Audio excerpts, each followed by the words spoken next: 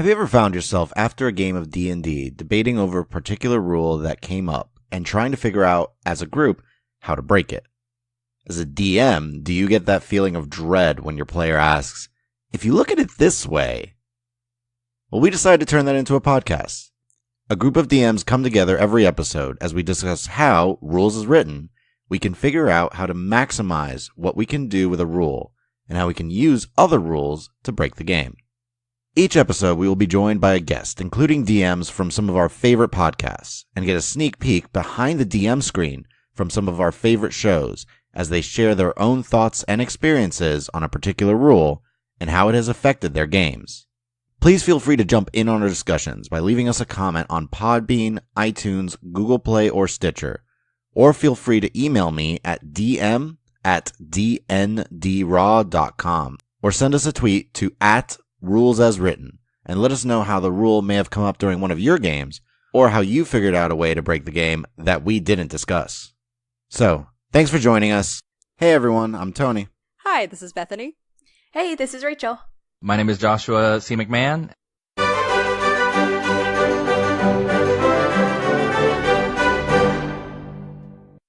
So, do you want me to give the background on how I opened this can of worms? Please do. Alright, so we've been doing Prince of the Apocalypse, and it's gotten a little monotonous, so we are segueing into some adventures from Storm King's Thunder. And this brings up the whole challenging element of giants. And everything in the book says it's all scaled for giants. They have giant chairs, giant beds, giant stairs that are 4 feet high.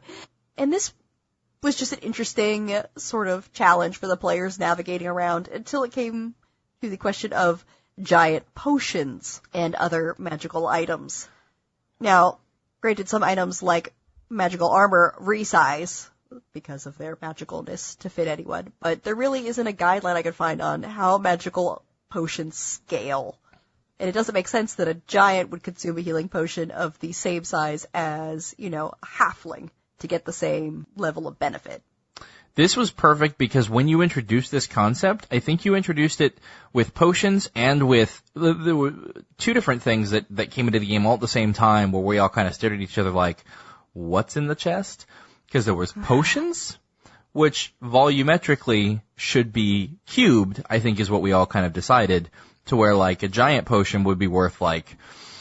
So I thought we'd figure 16. Well, a giant being 3 times the size of any of our characters. Yeah. So a shorthand I used was everything is about 3 times bigger, based on the average height of the characters and the average height of the cloud giants in this case. So I just said, it's 3 times bigger! And, this was a mistake on my part as a DM. Because we discovered, I think, a potion should be 27 doses per potion, because it's actually cubed. Well, because it's 3 times bigger in every dimension. Right. And so scaled up, a giant potion would be a gallon of potion to us.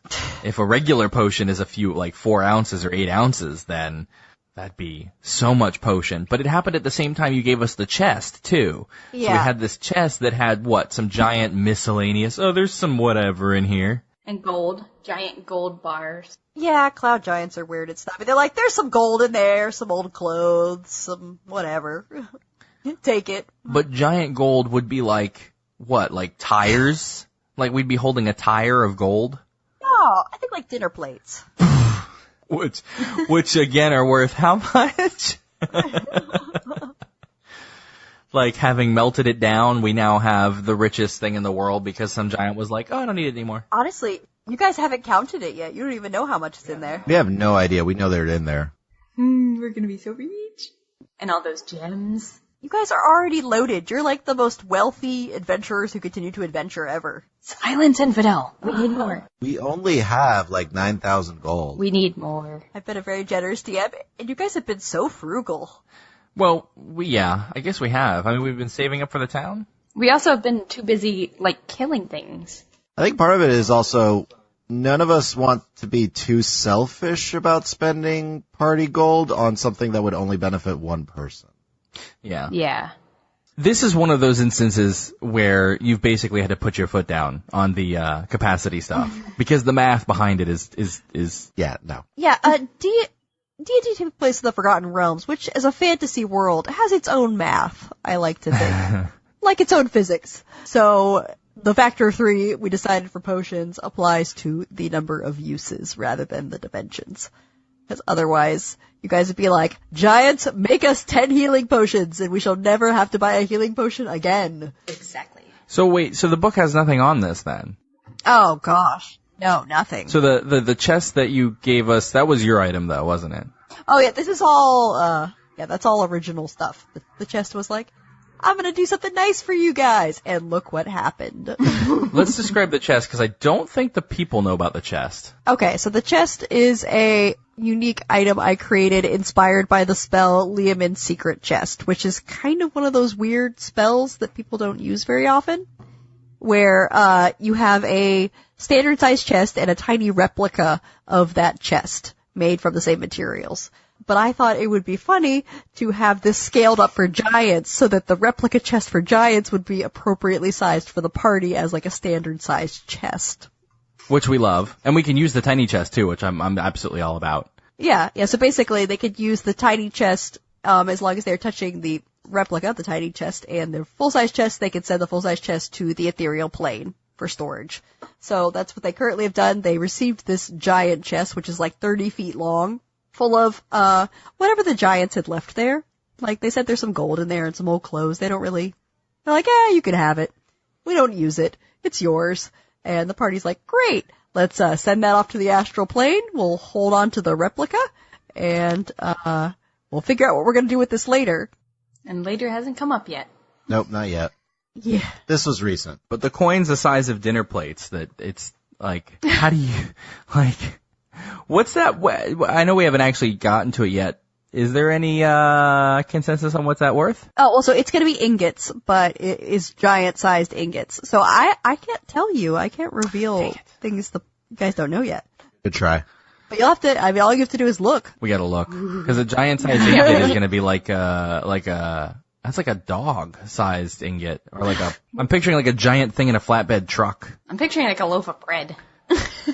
How big is a regular ingot, though? Like, human-sized ingot. A regular ingot would probably be about the size of your hand.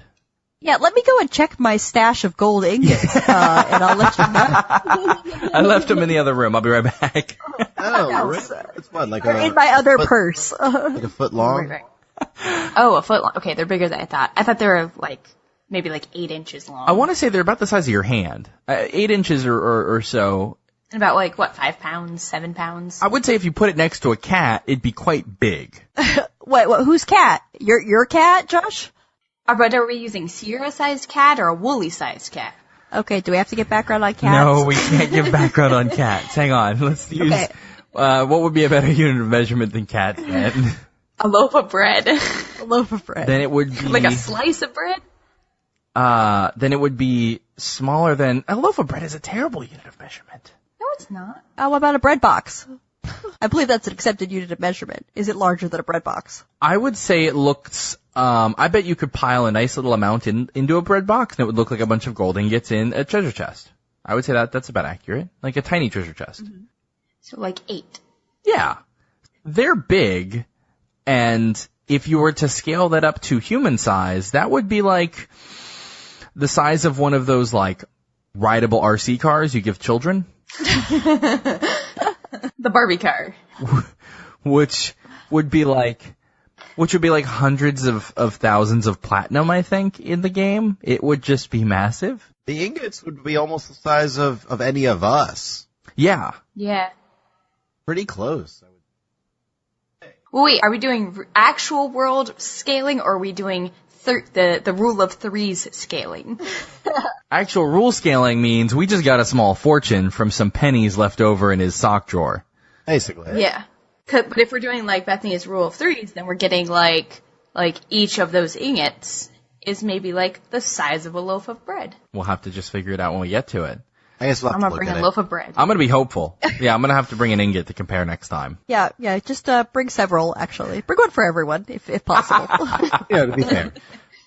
Yeah. Yeah, that's, I'm really excited now to see how that scales. But no, of course, the book adds giants and doesn't reconcile for this at all, given that they would be... Well, it gives a lot of units of measurement for, like, anything in the space. So, like, here's the size of the doors, here's the height of the handles, here's the height of the stairs. So they really went granular on those sorts of things, but not, like, the magical items, which I guess is my fault for bringing them in. I could have said, no, the giants who live in a flying sky castle have no magical items or potions to share with you.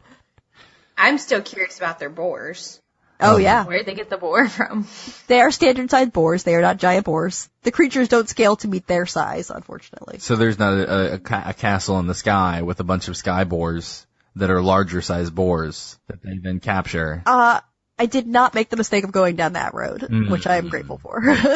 This is It's Mm-hmm. disappointing. like the regular-sized goats in the goat moat.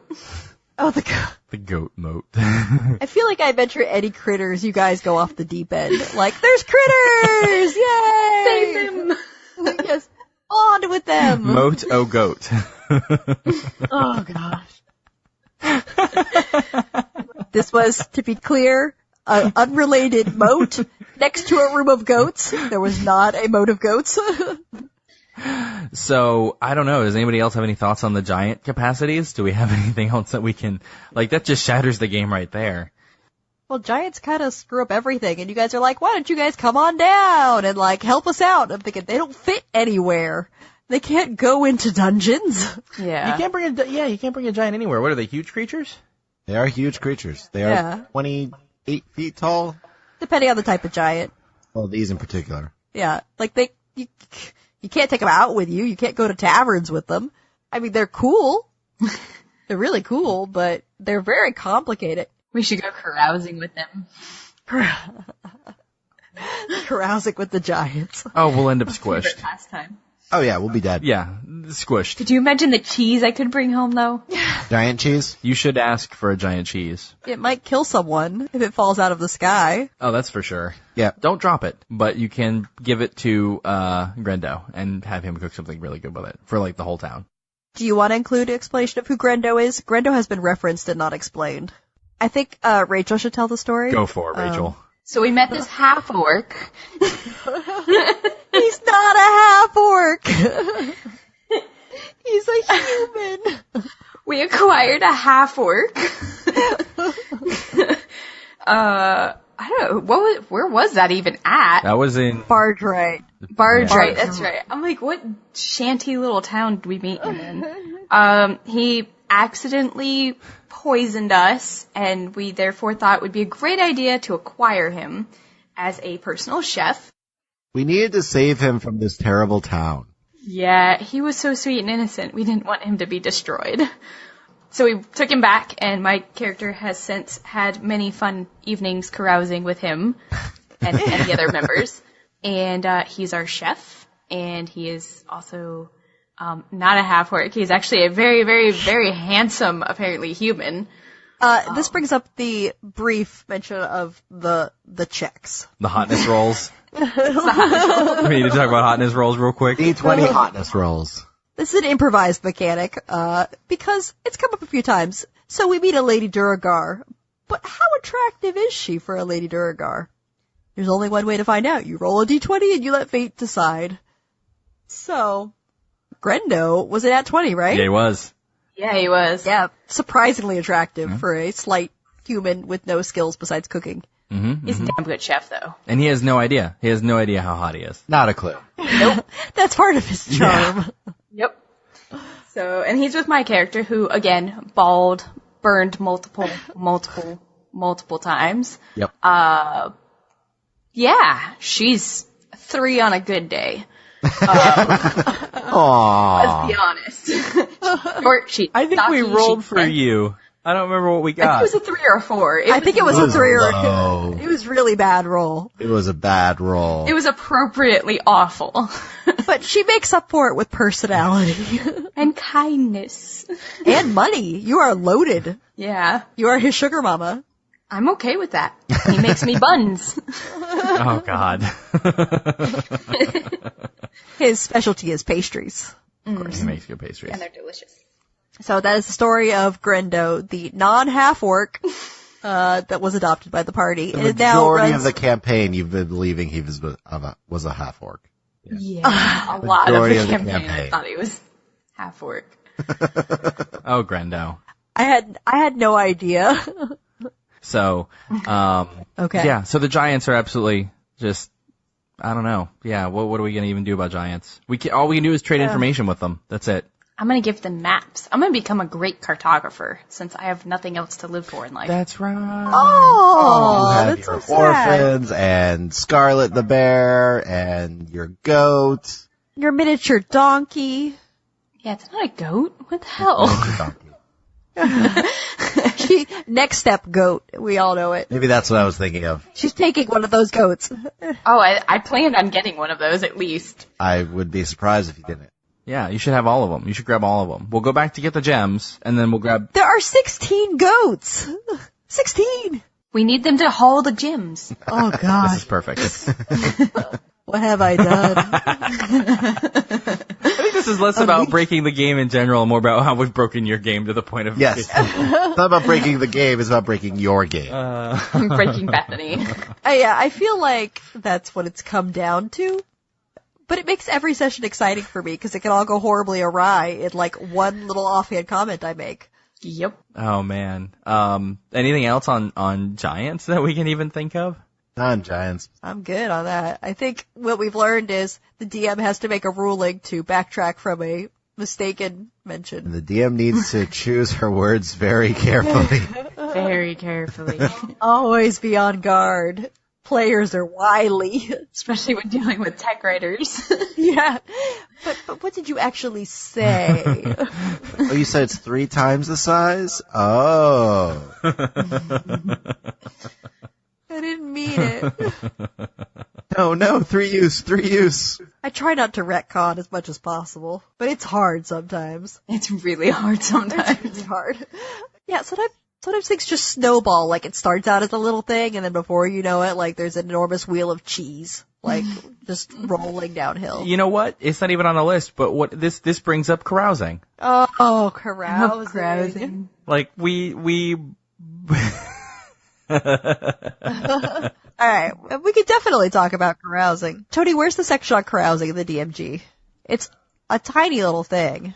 By the way, for the purpose of this podcast, nobody knows that Tony and I are married up until now. That is true.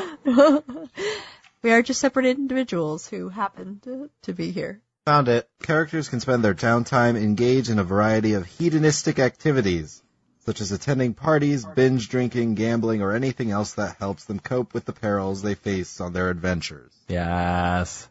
So, this came up in just like an offhand comment where I was like, oh, well, you know, when you have downtime, you can go carousing.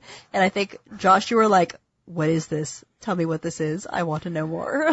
Tell me more about this carousing. I have no idea what this means. I was intrigued. I thought I had heard of most of the mechanics, all the different actions you can take and stuff like that, but I was just like, what is this carousing you speak of? I've not heard of this. Describe this to me. Basically, it's going out to a tavern, drinking lots of alcohol, and seeing where the night takes you. Which, Yes. by the way, is not something we do in real life, That you know of. but in D&D it's a whole other story.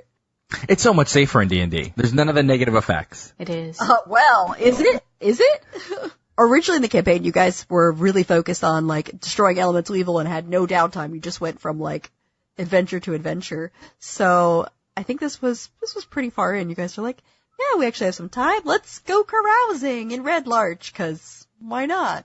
Well, that when I said that we should take a few days off, because I was like, we have nothing pressing right now. Why don't we take like 2-3 days to just do stuff? There was a reason. Yeah. I think when somebody wanted to make something at a forge or something like that. Yeah. Probably Uthal, you wanted to use the forge, or somebody wanted to do a thing, or we were waiting on some NPC. Weren't we waiting for the dwarf to go to the tomb? Yes, you were waiting on, the dwarf. And I was recovering from having 5 points of exhaustion. Was it that late? Yeah.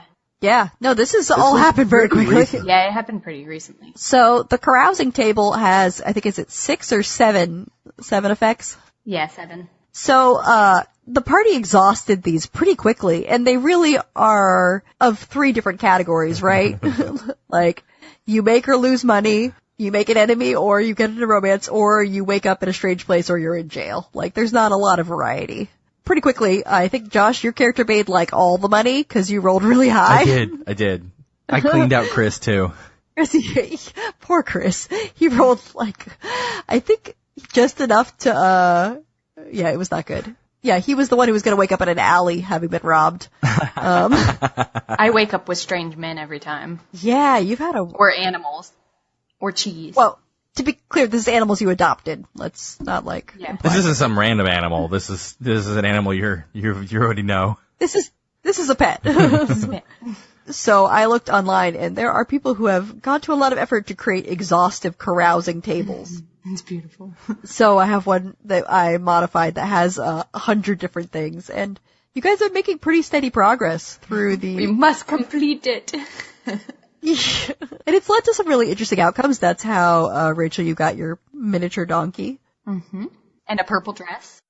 I made a topiary. Oh yeah, you got a purple dress, you got a topiary, you guys got some buns one time. We have a bear ball and a bear ball suit. Yes, cause, yeah, Chris engaged in the sport of bear ball. Bear ball. Yes, we have the bear ball. The bear ball. He's a local legend. Oh gosh, what else has happened? There's been so many.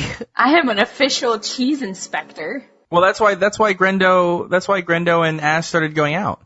Yeah.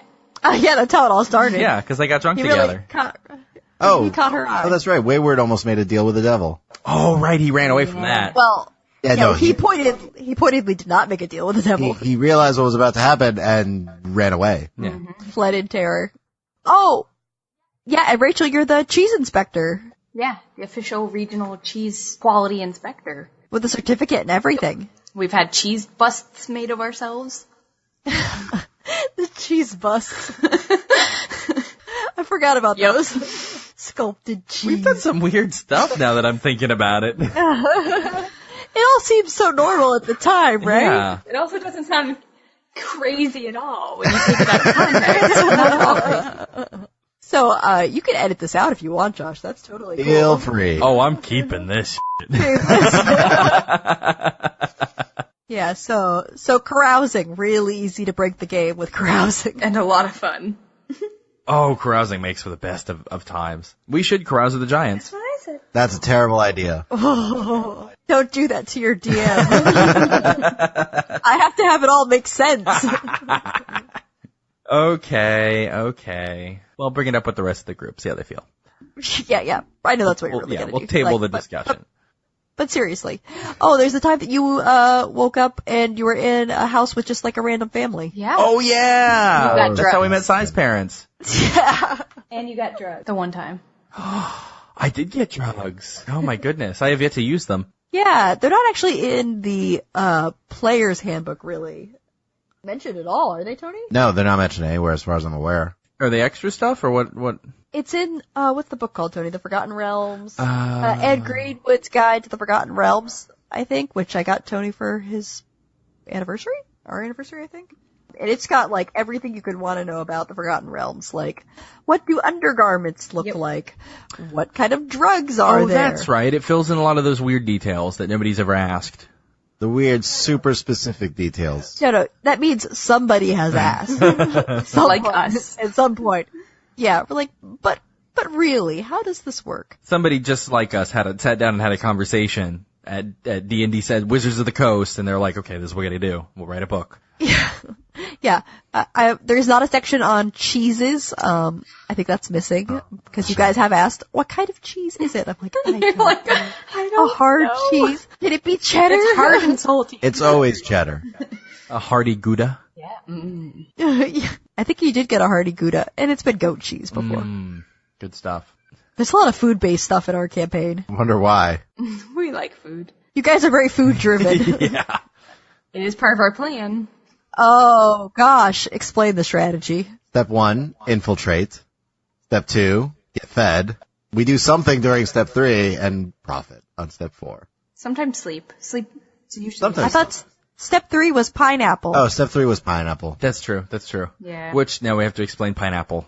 Pineapple is our code word for we're going to kill everyone. For murder. It's code word for murder. Not murder. You guys aren't evil. It's our murder word. No, but it is to kill whatever's in the room. It's our unsafe word. Yeah, pretty Oh much. God. It's your danger word. Well, I loved our latest use of it because we were all just like we were invited to dinner by the evil somebody or another, the evil lady. Stone giant. Yeah, the evil stone giant who we're supposed to kill, but we're not gonna kill her yet. And so we were invited to dinner, and I think, Tony, you were like, well, I could go for some pineapple. I'm just like, I'm just hungry for pineapple. But no one else wanted to, like, no, I don't want pineapple. I do not want pineapple. Yeah, I think Chris was like, I am happy with the rations. Or is that you, Rachel? No, that was Chris. That was Chris. Chris, yeah, I'm happy with the rations I have. So me and Tony were just sitting there like, we could, no, we're pineapple sounds great. No, we would like some pineapple. Pineapple sounds great, guys. Aren't you with us here? Pineapple sounds amazing. Like, no, rations are fine. That wasn't a suspicious conversation at all. I've got some dried pineapple in my rations. Yeah, the stone giant failed her insight check. You guys were talking about. She was like, what is this? You guys are like, pineapple! No, pineapple. They're really about their food, man. Yeah, like, they're really specific. So that's the story of pineapple. I feel like we now have two podcasts, Josh. One where we talk about rules and one where we just talk about things that have happened. I have in no the idea. campaign. I'm gonna have to see how this edits because I am freaking clueless now. I'm excited, but not sure because we're having a lot of fun with the random stuff in our group that's gone Sidetrack. terribly wrong. Because that's why we play D&D, for the nonsense, right? It really, really is. Oh, gosh. Yeah, it's like that quote, you'll never remember what the numbers were rolled, but you'll remember what actually happened. Yep. Yeah. Except for the nat ones with javelins. Ones with javelins. We don't speak of those? Javelins. Bring it up. Let's talk about the javelins. Would you like to explain, I Rachel? don't know what you're talking about. You started it, Rachel. She did. So, I was really excited because my character had a ranged weapon, sort of a javelin, which, who the hell uses javelins? That's not like a common thing. So I thought it'd be really cool. I took, 4 or 5 whatever javelins with me. And one of our first areas we went into, we're trekking through this little underground area, and our little gnome rogue, halfling rogue, he's a halfling, right? Yeah, he's a halfling. Halfling. I always want to say gnome for some reason. Halfling rogue was in front of me, and I went to throw a javelin, and crit failed, and speared him in the back, and knocked him unconscious. You skewered him through. So He after, didn't die, right? He just became unconscious. Yeah, he was just no, we wouldn't have unconscious. cured Yeah, that. yeah. He was just unconscious. No, he had like no Yeah. hit points because he was. so He's a I, level 1 rogue. yeah, I did some lay on hands as I was, removing the javelin in question, and made him feel better. And then we get through to where the quote-unquote boss of the area was. Tony's character, Uthal, the tank, was up there, melee attacking, and I was possessed to throw another javelin. And crit failed again. And hit Tony and knocked him unconscious. Oh gosh. So now javelins are banned in our region. Well, that wasn't the end of the But javelin. that other one Well- wasn't my fault. That wasn't Well, me. but there was also something else that happened where we're all level 1s, we had all just met. If Uthal hadn't, Known you personally. you look like the evil crazy person who was like, oh, we've got them underground, now let me stab them all with my javelins. Yeah. So thank God y'all built like a history into your character backgrounds, otherwise you just seem like a crazy javelin killer. He's like, no, she's really nice. She's just, Of course, I'm saying this as, helping to pull the javelin out of my side. She's just misguided. yeah, she's just not good with javelins. Yeah, the third instance we had no control over, but that was an Arakakra that hit an NPC in our town. A commoner. Oh, skewered a commoner. Oh, I felt so bad. It was all over so fast. Only one character saw it, and he's gone now. Yeah. Well, and the character who saw it was the mayor, who, right? yeah. Yeah, and and the mayor who before that even happened, before the Arakaka brought a javelin with them because we didn't know, we had already illegally banned them from the city and had them all destroyed. After that, we gathered every javelin and burned them. There were notices posted. there were, yeah, it is illegal to own a javelin. Walking sticks are fine, but no pointy ends. Not within Red Larch. And then the Arakaka brought them and immediately killed a commoner. To which cemented our belief of no, javelins are just bad for us. We are not using them. Javelins are bad. Yep. But then you guys are always excited when enemies have them. Oh, because we know they'll hit each other. Or they'll just hit us. Like maybe javelins are just terrible. Like I don't know. Yeah, because has an enemy ever missed and stabbed some of their own with a javelin? Yes. They have. Yeah. Happened a couple Yeah, of it has Okay, happened. good. It's and I don't fudge the rolls. Like, it's uncanny how always weird things happen. All right, so javelins are basically designed in this universe to kill whoever you are aligned with. Yep. Yes, basically. So they've been outlawed. Yeah, they're the ultimate enemy. Perfect. So giants. So giants, We yeah. got nothing on giants. Oh man. I don't even know what we can. We could resolve anything on The giants. only other thing about giants I can think of is I want my frickin' summer home. On the ethereal My plane. ethereal summer home, which With the secret chest. with the secret chest. Now this won't work with the secret chest, which I only discovered afterwards, because if you actually look at the Leomund secret chest spell, I don't believe it lets it doesn't let a creature through. Yeah, you can't travel with it. Yeah, so the chest can contain up to 12 cubic feet of non-living material. So of course you can't actually put anybody else in it. But before I had discovered that, my whole argument was I want to be able to get into the chest and then be teleported to the ethereal plane, and this chest is so big that you could put like a whole bunch of building material in it and build a house on the ethereal plane and have a summer home on the ethereal plane. And with all the ghosts. which is fine. Like, otherwise it's quiet. No neighbors. And it would just be like a neat thing to have. Like, why not do it? This got shut down rather quickly, which I'm disappointed in. Well, for one thing, we can't get there yet. And for another, I explained to you the ether cyclones. I'm not happy about the ether cyclones. To explain that, essentially just a tornado through the plane that can throw you across the ethereal plane or even into the astral plane. Which won't kill you, but it will be annoying. But since you can't teleport through Leomund's secret chest, then I'm assuming you'd have like what would be the best way to get to the ethereal plane otherwise? Plane shift. Yeah. Which is what level spell is plane shift? That's a 7th level spell. Do you have that up, or did you just know that? I just know that. I love you, but you're weird. I have a good knowledge. So, plane shift is what it is? Yeah, plane shift allows you to travel to another plane of existence. I think with up to like 7 other people? It's 8. 8 other people. Wow, Tony, you were off by 1. Tisk, tisk. That was Yeah. the whole point. Yeah. So that would be the way we could build a summer home then. Is we put the stuff in the chest, and then we teleport using plane shift to the ethereal plane, build our summer home, and then we have a summer home. Well, what about gate? Couldn't gate be used also to get there? Yeah, Gate can get there too. Plane shift's just the lower level spell that you can use to get there. Yeah. And it probably costs a lot less. Yeah, because gate costs 5,000 gold. Gate's expensive. I mean, we've got 3 million from the giants. Who cares? But, It's not 3 million. Yeah, we did actually get several billion gold from the It giants. scales. So. Oh gosh, you guys. 3 times the size, it's fine. Can you imagine if one of the giants accidentally drops a coin off the side, like whoop, and it Oh, that's a house gone. yeah, and eventually destroys a house, but somebody will walk across what is a dinner plate of gold, like worth it. And they're set for life. Yeah, they can build another house and 500 more houses because gold in D&D is months of wages. Oh my gosh, we haven't even talked about the scaling of the D&D economy. Tiny little area that we're in, a gold can buy you almost anything.